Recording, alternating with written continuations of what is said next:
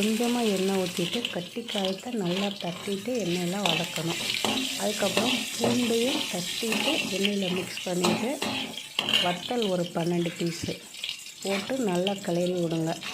வறுத்து வச்ச உளுந்தம் பயறு, கடலப்பருப்பு, எள்ளு, மிளகு, உப்பு கொஞ்சோண்டு தேவைக்கேற்ப போட்டு அதையும் இந்த எண்ணெயில் லேசாக போட்டு பரட்டி எடுத்துகிட்டு ஆற வைங்க. ஆற வச்சதுக்கப்புறம் நல்லா மிக்ஸி ஜாரில் நல்லா பொடி பண்ணிக்கோங்க. இல்லாட்டா கொஞ்சம் பருப்போடு வேணும்னா லேசாக சுற்றிட்டு எடுத்துருங்க. அதுக்கப்புறம் நல்லா அந்த மிக்ஸி சூடு போக வேண்டிய ஆற வச்சுட்டு டப்பாவில் போட்டு ஸ்டோர் பண்ணிக்கோங்க. உளுந்தம் பயறு பொடி ரெடி. இட்லி, தோசைக்கு, சாதத்துக்கு கூட பிரட்டி சாப்பிட்லாம். நல்லெண்ணெய் ஊற்றி பிரட்டி சாப்பிடுங்க. டேஸ்ட் நல்லாயிருக்கும். ரொம்ப ஹெல்த்தியானதும் கூட.